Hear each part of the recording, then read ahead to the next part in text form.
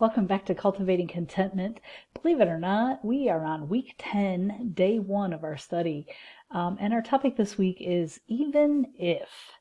So our scripture verse to start the week is Ecclesiastes 7:14. When life is good, enjoy it.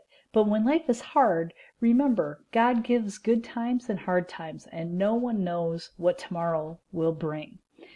So that's kind of the answer to a question that I asked last week. Does he only give us the good things in life, or does God also provide opportunities for the bad things or the hard times? So in Ecclesiastes it says God gives good times and hard times. So and we never know which one's going to come tomorrow. So the question I would like you to think about before we start the week is it easier to face something hard if you know it will be worth it in the end?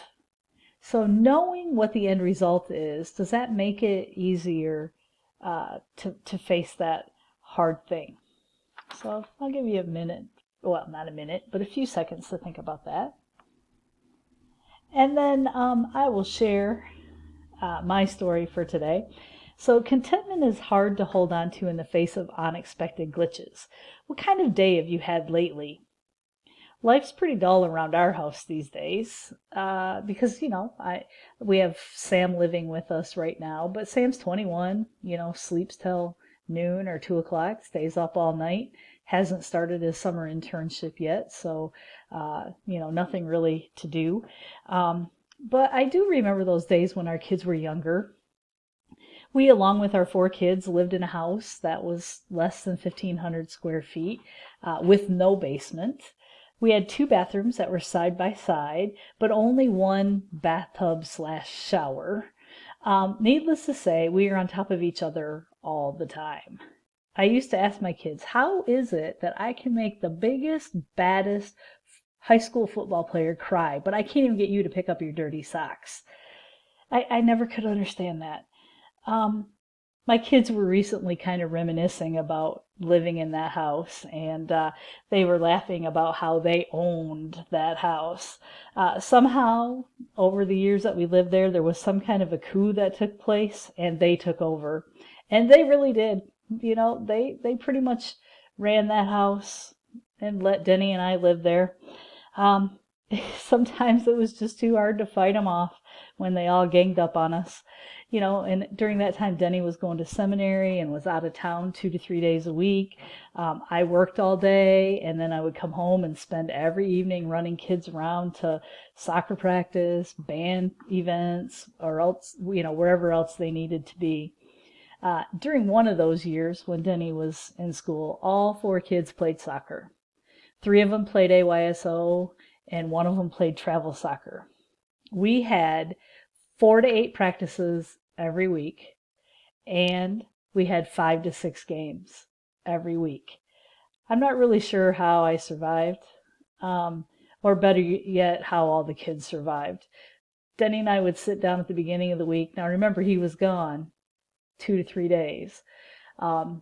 We'd sit down and fill out a calendar and try to figure out who was going to do what on each day, and who was going to drive which kid where. It was crazy. Every time I was confronted with these kinds of challenges back then, my contentment level was seriously threatened. I was more likely to try pulling out my hair and wailing piteously, which I'm pretty sure I did a lot of.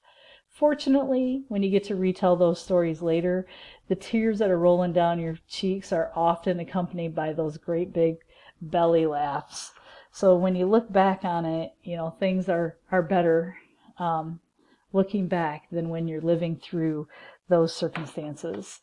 We have talked about what would happen if this whole COVID-19 stay-at-home happened when we were living during all that with our kids, and I'm not sure we would still have 4 kids coming out the other side, because I don't know, we might have lost one along the way. I just thank God every day that we're in the place in our life that we are during this time. So question 1 this week, contentment is an attitude that shouldn't be ruffled by circumstances. What kind of perspective should we always have, according to Solomon in Ecclesiastes 9:9?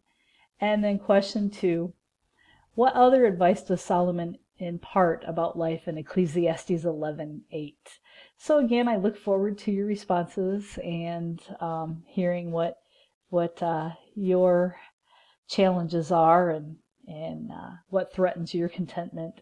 So stay safe and stay healthy, and I will talk to you tomorrow. Blessings to you.